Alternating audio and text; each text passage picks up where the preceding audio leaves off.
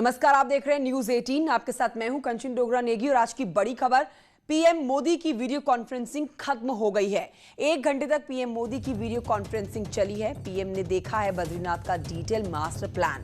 केदारनाथ में चल रहे कामों का पूरा जायजा उन्होंने लिया है। सीएम त्रिवेंद्र सिंह रावत सचिवालय में हुए हैं शामिल। पर्यटन मंत्री, मुख्य सचिव, पर्यटन सचिव भी मौजूद रहे। इस वीडियो कॉन्फ्रेंसिंग के जरिए दिल्ली में पीएमओ में प्रेजेंटेशन हुई।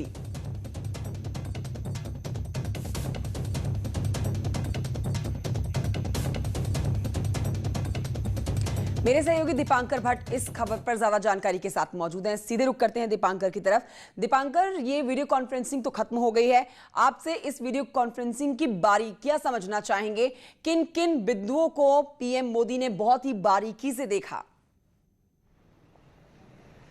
कंचन, अभी थोड़ी डिटेल आने में वक्त लगेगा, लेकिन 12:06 पर यह वीडियो कॉन्फ्रेंसिंग शुरू हुई है। लगभग 1:10 तक चली है, यानी लगभग 60 मिनट तक प्रधानमंत्री नरेंद्र मोदी ने दोनों धामों की डिटेल वर्क रिपोर्ट ली है। खास तौर पे पहले उन्होंने बद्रीनाथ धाम का पूरा डिटेल प्रेजेंटेशन देखा और पीएमओ में वहां पर्यटन मंत्री सतपाल महाराज, मुख्य सचिव ओम प्रकाश और पर्यटन सचिव दिलीप जावलकर, वहीं देहरादून से मुख्यमंत्री त्रिवेंद्र सिंह रावत और उनका स्टाफ मौजूद रहा। तो प्रधानमंत्री ने बद्रीनाथ को लेकर जो खास और अहम बात यह कही है कि बद्रीनाथ धाम में जो पौराणिक स्थल और भी हैं, जैसे व्यास गुफा है, माणा गांव है, या फिर बाकी जो वहां पर पौराणिक ब्रह्म कपाल है, जहां ब्रह्मशिला है, जहां पर श्राद्ध किया जाता है, इन जगहों को सही तरीके से डेवलप किया जाए, साइंटिफिक तरीके से इनका वहां पर संरक्षण किया जाए और पूरी तरीके से बद्रीनाथ धाम को एक बद्रीपुरी, मॉडर्न बद्रीपुरी के तौर पर डेवलप किया जाए, जो अभी अंदर से खबरें हमारे पास आई है। दूसरी बात, केदारनाथ को लेकर जो प्रधानमंत्री ने पूरी डिटेल रिपोर्ट देखी है, तो प्रधानमंत्री ने यह कहा है कि जितना काम केदारनाथ में चल रहा है और जो तय वर्क है, जो तय समय सीमा है काम की, वो चाहे वहां पर शंकराचार्य की गुफा को लेकर हो, वहां पर घाटों को लेकर हो, वहां पर तीर्थ पुरोहितों के लिए जो आवास बनने उनको लेकर हो, या फिर वहां पर जो बाकी डेवलपमेंट के काम होने उनको लेकर हो, रामबाड़ा से लेकर केदारनाथ तक जो रूट डेवलप होना है उसको लेकर हो, वहां पर जो और भी चीजें डेवलप होनी है, धर्मशालाएं बननी है, जो बाकी जो भी वर्क केदारनाथ में होना है वो तय वक्त पर कंप्लीट हो। लेकिन बड़ी बात यह है कि पिछली 2 वीडियो कॉन्फ्रेंसेस जो प्रधानमंत्री की थी वो लगभग 45 मिनट की थी। आज 60 मिनट का वक्त प्रधानमंत्री ने दिया है। कुछ सुझाव भी पर्यटन मंत्री खबर पर शुरू से नजर बनाए हुए हैं, तो आपसे पूछना जरूरी हो जाता है कि जब ये वीडियो कॉन्फ्रेंसिंग की चल रही थी तो आपके सोर्सेस क्या बता रहे हैं? प्रधानमंत्री नरेंद्र मोदी का रिएक्शन क्या था? जो मास्टर प्लान उन तक पहुंचाया गया, उनको दिखाया गया, उस पर पीएम मोदी ने कैसे रिएक्ट किया?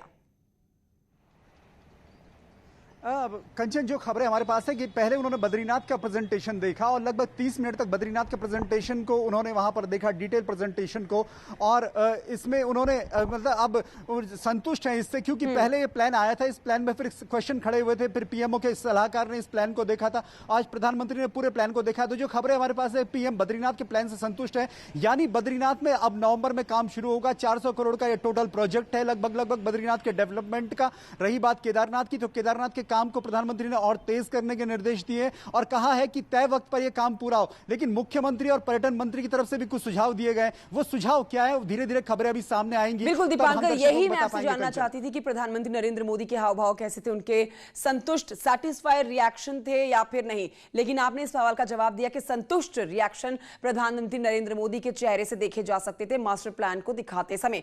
बहुत शुक्रिया आपका दीपांकर भट्ट, जानकारी हमारे दर्शकों तक पहुंचाने के लिए। अब बढ़ेंगे आगे और अपने दर्शकों को बता देंगे कि अब से थोड़ी ही देर पहले यह वीडियो कॉन्फ्रेंसिंग खत्म हुई है।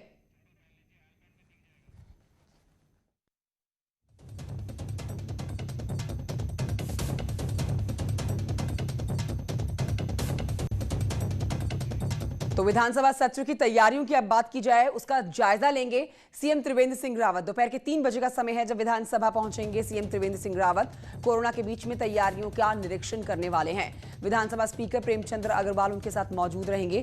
23 से 25 सितंबर तक ये विधानसभा सत्र होना है और इसी के मद्देनजर आज का बहुत अहम दौरा सीएम त्रिवेंद्र सिंह रावत का विधानसभा सत्र का। विधानसभा का मानसून सत्र शुरू होने में महज 2 सप्ताह का समय बचा है, तो वहीं संसदीय सचिव मदन कौशिक कोरोना की चपेट में आ चुके हैं। ऐसे में उनका सत्र में मौजूद रहना या ना रहना, ये एक बड़ा सवाल बना हुआ है। कोरोना के बढ़ते हुए मामलों को लेकर कई विधायक सत्र को आगे बढ़ाने की वकालत करने लगे हुए हैं, तो वहीं कई विधायक जो हैं वो वर्चुअल तरीके से इस सत्र को करने की मांग पर अड़े हैं।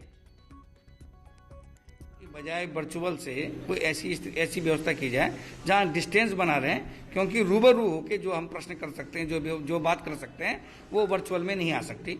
इसलिए मैं समझता हूं कि ज़्यादा होगा कि थोड़ा इत्मीनान करके सत्र को आगे बढ़ा दिया जाए समय को, और अच्छी सी व्यवस्था जहां पर भी हो, समुचित व्यवस्था के बाद ये विधानसभा संचालित हो। की तारीख में तो यही हो सकता है कि कैसे करके हम सब लोग इस कोरोना की जो बढ़ रहा है उससे बचाव के लिए उपाय हम सोचते रहे और बच के रहे। इसके साथ साथ ये सारी तैयारियां हमारी चल रही हैं, बहुत तेजी से हम लोग इसमें विचार विमर्श कर रहे हैं, लगातार बातचीत हमारी हो रही है। और माननीय मुख्यमंत्री से मेरी चर्चा हुई थी, वो भी इसका उन्होंने भी जानकारी ली है, और संभवतया माननीय मुख्यमंत्री जी के साथ इन सब व्यवस्थाओं को लेकर एक स्थलीय भ्रमण भी हमारे और उनके साथ होना है, तो हो सकता है उसमें भी कुछ बातें हम लोग फाइनल कर लें। अब बढ़ते हैं आगे, आपको बताते हैं कोरोना जैसी मुश्किल में थाली, शंख, घंटी बजाने का आह्वान पीएम मोदी ने किया। अब इसी काम को कांग्रेस कॉपी कर रही है। पूर्व सीएम हरीश रावत की हम बात कर रहे हैं, जिन्होंने कहा है कि बेरोजगारी के खिलाफ सबको आवाज उठानी चाहिए। 11 तारीख शाम के 7:30 बजे का समय, जब राज्य के लोगों को घंटी और शंख बजाना चाहिए, और घंटी शंख ना हो तो कनस्तर बजाएं। कांग्रेस के लोग घंटी और शंख बजाने की अपील पर बीजेपी इस पर पलटवार कर रही है कि कांग्रेस साल 2022 में भी कनस्तर ही बजाएगी। 7:30 बजे अपने घर के चौखट में, चौथरे में, आंगन में, कहीं पर खड़े होकर के शंख और घंटी बजाकर इस सरकार को होश में लाने का संकल्प करिए। यदि घंटी और शंख बजाना संभव न हो, सबको उपलब्ध नहीं होता, तो कनस्तर तो सब जगह मिल जाएंगे। कनस्तर बजा करके इस सरकार को जगाने का काम करिए। नहीं, नकल करने की कोशिश कर रहे हैं, लेकिन एक कहावत है ना, नकल करने के लिए भी अकल चाहिए। नकल करने के लिए भी कुछ तो आना चाहिए ना। इनके पास तो कुछ नहीं है। एक क्रेडेंशियल होने चाहिए लीडर के। बढ़ते आगे, आपको बताते हैं कि उत्तराखंड में कोरोना की रफ्तार जिस तेजी के साथ बढ़ रही है, उससे स्वास्थ्य विभाग के भी हाथ पांव फूल गए हैं। कोरोना पॉजिटिव पेशेंट का आंकड़ा 26,000 के पार जा पहुंचा है। एक्टिव केसेस की पहली बार 8,000 से ज्यादा की संख्या है। ऐसे में आईसीयू के सभी बेड अस्पतालों में फुल हो गए हैं, जिसके बाद डीजी हेल्थ अमित उप्रेती का कहना है कि लगातार बढ़ते हुए संक्रमण के मद्देनजर प्राइवेट और सेना के हॉस्पिटल्स को कोविड के लिए अब बेड देने को कहा जा रहा है। इन अस्पतालों से मार्च में ही लिस्ट ले ली गई थी। उन्हें लिस्ट के अनुसार पूरे बेड उपलब्ध कराए जाएंगे। और हमारे द्वारा जो है निजी चिकित्सालयों को भी टेक ओवर किया जा रहा है, जहाँ की आईसीयू बेड, वो जो जितने आईसीयू बेड उन्होंने कमिटमेंट कर रखे हैं उतने वो देंगे। जैसे हिमालयन है, गुरु राम राय है, मैक्स है, या दूसरे हॉस्पिटल्स हैं। और साथ में जो आर्मी के हॉस्पिटल्स हैं, एमएच रुड़की है, एमएच देहरादून है और रानीखेत में है, तो ये सारे भी हॉस्पिटल्स हमारे साथ हैं और इनकी आईसीयू भी हम यूज़ कर सकते हैं। तो कोरोना ने लगातार लोगों में एक डर बिठा दिया है, अपना प्रकोप बनाया हुआ है और लगातार मामले बढ़ रहे हैं। ऐसे में स्वास्थ्य विभाग होम आइसोलेशन में रहने वाले पेशेंट्स को एक कोविड बॉक्स देने वाला है। कोविड बॉक्स में क्या क्या होगा, ध्यान से देखिए। थर्मामीटर होगा, उसके साथ 50 मास्क का एक बंडल होगा, विटामिन की टैबलेट्स होंगे, एक बायोमेडिकल वेस्ट बैग भी इस किट के अंदर मौजूद होगा। स्वास्थ्य विभाग के अनुसार सभी जिलों में ये किट पर्याप्त मात्रा में पहुंचा दिए गए हैं।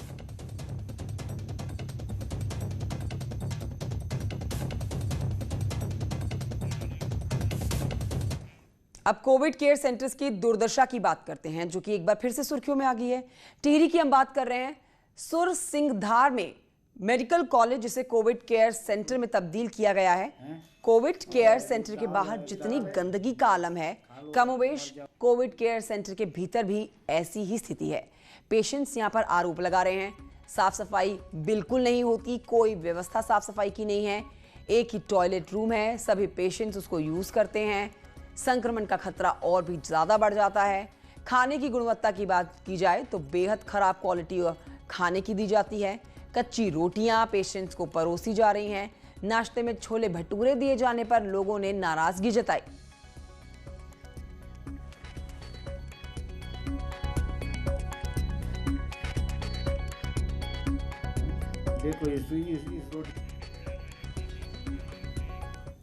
अल्मोड़ा बेस अस्पताल के आइसोलेशन वार्ड के कोरोना मरीजों में खाने को लेकर जमकर हंगामा करने की तस्वीरें सामने आई हैं। अस्पताल पर बासी खाना देने का आरोप लगाया गया है। पेशेंट्स के द्वारा, उनके घर वालों के द्वारा अस्पताल का खाना खाने से कई लोगों की तबीयत बिगड़ रही है, ऐसे भी आरोप लग रहे हैं। अब ये जो वीडियो आप देख रहे हैं, ये वायरल वीडियो है।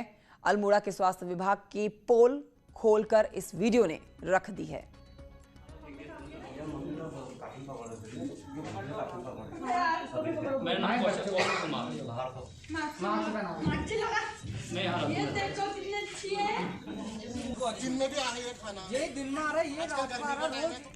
अब आपको दिखाते हैं कुछ ऐसी तस्वीरें जिन्हें आप देखेंगे और समझिए। राजधानी देहरादून से महज 35 किलोमीटर की दूरी पर जो तस्वीरें आप देख रहे हैं सहसरपुर विधानसभा की है। ये गांव है ढलानी। सड़क से महज 1.5 किलोमीटर दूर यहां पर जाने वाली सड़क इतनी खराब है कि गांव वालों को चारपाई पर लिटाकर बीमार को सड़क तक लाना पड़ता है। हम ये आपको तस्वीरें मंगलवार की दिखा रहे हैं। गांव के एक व्यक्ति को पैरालिसिस का अटैक पड़ता है। आनन फानन में चारपाई पर लिटाकर उसे रोड तक पहुंचाया जाता है।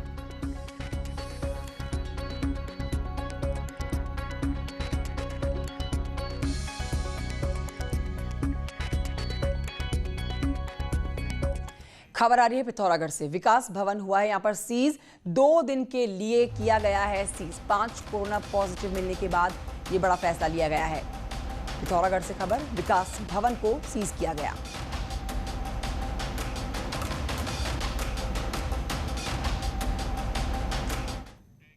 सुप्रीम कोर्ट चारधाम राष्ट्रीय राजमार्ग का निर्माण सड़क परिवहन और राजमार्ग मंत्रालय के 2018 के सर्कुलर के अनुपालन के लिए केंद्र सरकार को निर्देश दे चुकी है।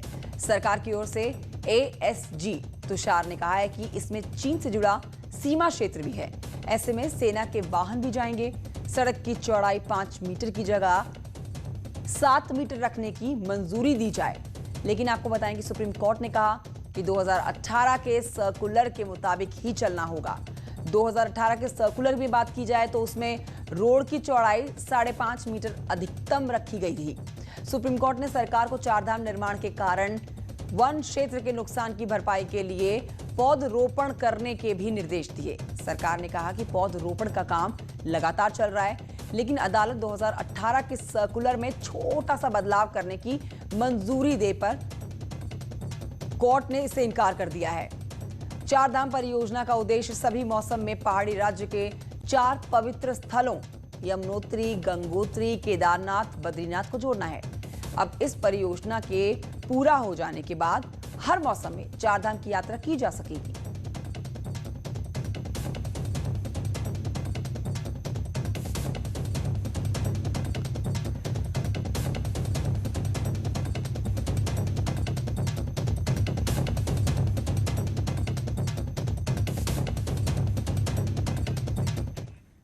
खबर आ रही है काशीपुर से। पूर्व सीएम हरीश रावत बैठे हैं धरने पर। जैसा कि आज समय था उनके सांकेतिक धरने पर बैठने का। धरना उनका शुरू हो गया है। प्रदेश के किसानों की समस्याओं को लेकर वो उपवास पर हैं, धरने पर हैं। पूर्व सीएम की तस्वीरें आपके सामने। उनके साथ जसपुर विधायक भी इस धरने पर मौजूद हैं। गन्ना आयुक्त कार्यालय में धरने पर बैठ चुके हैं Harish Rawat.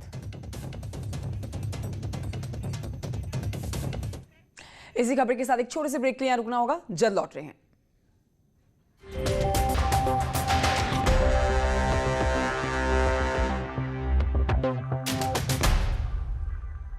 Welcome back. Break के बाद खबर डोईवाला के सुनार गांव से, जहां पर घर पर अकेली रह रही महिला की हत्या कर दी गई है और इस पूरे मामले से पूरे इलाके में सनसनी फैल गई है। महिला कोलकाता की निवासी बताई जा रही थी, जो पेशे से एक टीचर थी। रिटायरमेंट के बाद ग्रामीण क्षेत्र में अपनी जिंदगी बिता रही थी। पुलिस ने इस मौके पर पहुंचकर शव को कब्जे में ले लिया। शव का पंचनामा भरा और जांच में अब जुट चुकी है। मृतक रिटायर्ड प्रोफेसर पुतल घोष कोलकाता निवासी थी और पुलिस के मुताबिक इस महिला के हाथ बंधे हुए थे खिड़की से हत्यारे फरार हुए हैं और इस पूरे मामले की जांच पुलिस कर रही है।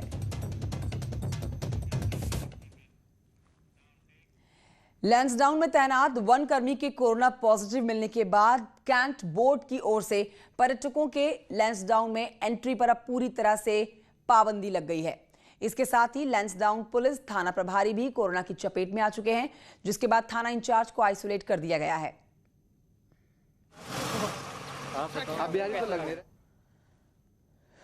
देखिए, अभी टेस्टिंग के लिए इतना अभी फौरी तौर पे इतना तैयारी तो नहीं हो पा रही है वहाँ, लेकिन हमने ये प्रयास किया है कि कल, क्योंकि इसी सुदूरवर्ती क्षेत्र में उसी जोन से जुड़ा हुआ अन्य क्षेत्र में भी एक कोरोना पॉजिटिव मिला है, तो वहाँ टीम गई हुई है, तो कल जो है उनका सारा सैंपलिंग हो जाएगा। चंपावत में विधवा विकलांग पेंशन धारकों को 3 महीने से पेंशन नहीं मिली है। ऐसे में शासन के निर्देश के बाद से समाज कल्याण विभाग ने इस जिले में विधवा विकलांग पेंशन पात्रों को अगस्त सितंबर के साथ ही अक्टूबर माह की पेंशन भी 1 माह पहले ही एडवांस में देने की बात कही है। यहां पर आपको जानकारी दें कि जिले में 24,000 पेंशन धारक हैं। चंपावत में समाज कल्याण विभाग द्वारा जो पेंशन पा रहे हैं उनकी संख्या लगभग 24,000 है, जिन्हें हम अक्टूबर में पेंशन देने के बजाय 1 महीने पहले सितंबर में पेंशन का भुगतान कर दे रहे हैं। कोरोना काल में बेरोजगार हुई रेहड़ी पटरी दुकानदारों के लिए पालिका आगे आई है। नैनीताल की तस्वीरें आपके सामने। नैनीताल में 121 रेहड़ी पटरी दुकानदारों को बैठने की अनुमति दी गई है।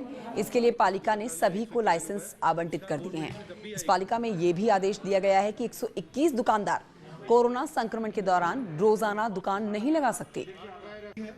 इसके लिए अलग अलग दिन वो दुकान लगाएंगे ताकि सोशल डिस्टेंसिंग का पालन हो सके।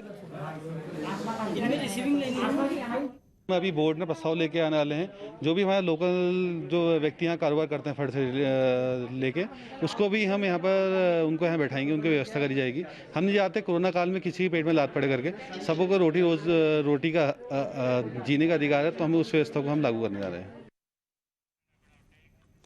अल्मोड़ा जिले से खबर, जहां पर 50,000 से ज्यादा प्रवासी अपने घरों को कोरोना काल में लौटे हैं, जिससे क्षेत्रीय रोजगार कार्यालय में पंजीकरण के लिए प्रवासी तेजी से आ रहे हैं। राज्य सरकार के द्वारा प्रवासियों के पंजीकरण के लिए होप पोर्टल बनाया है, जिसमें अब तक 2,000 के प्रवासियों ने पंजीकरण करा लिया है। क्षेत्रीय सेवा योजना अधिकारी ने कहा है कि प्रवासियों के लिए होप पोर्टल बनाया गया है।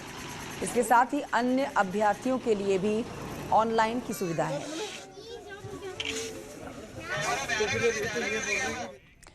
लूट की खबर आ रही है रुड़की से। लूट का यहां पर प्रयास किया गया है। बदमाशों ने दिन दहाड़े लूट का प्रयास किया है। फायरिंग में ट्रक चालक के पैर में लगी है गोली। अस्पताल में इसको भर्ती कराया गया है। सिलेंडर का ट्रक लेकर जा रहा था ये चालक। गंग नहर कोतवाली क्षेत्र के सलेमपुर का मामला।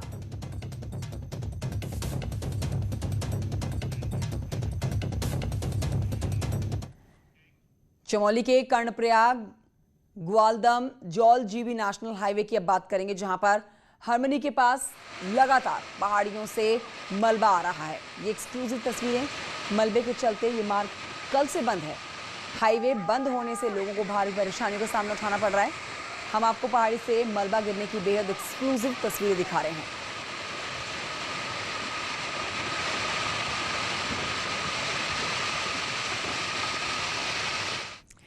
टिहरी में हिमालयन जॉलीग्रांट जिला अस्पताल बुराड़ी में अव्यवस्थाएं सुधरने का नाम नहीं ले रही हैं।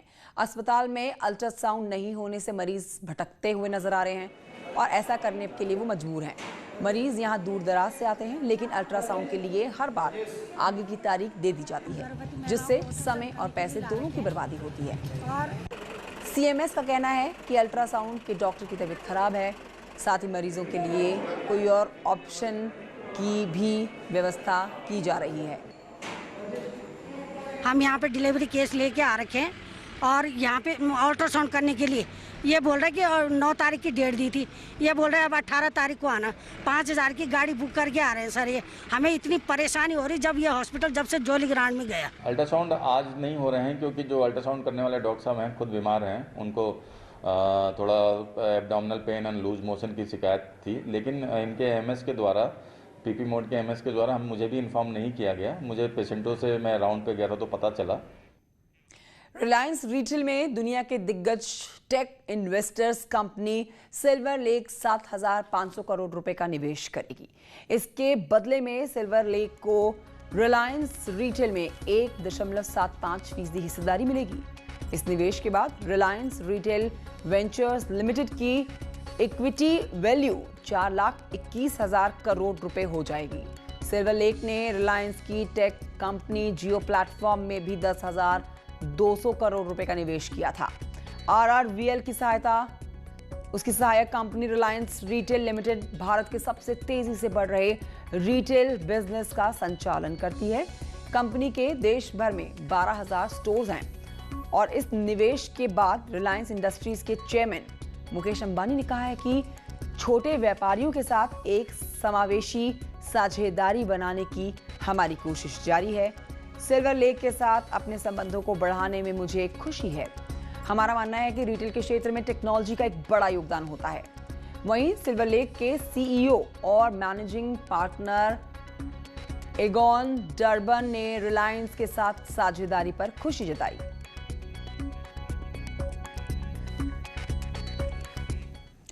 अब बढ़ते हैं आगे। बड़ी खबर आपको बताएं, उत्तरकाशी से बड़ी खबर आ रही है। युवक ने जहर खाकर यहां पर जान दे दी है। संदिग्ध परिस्थितियों में जहर खाया गया है। हरिद्वार का रहने वाला ये युवक, पुलिस इस पूरे मामले की जांच में जुटी है।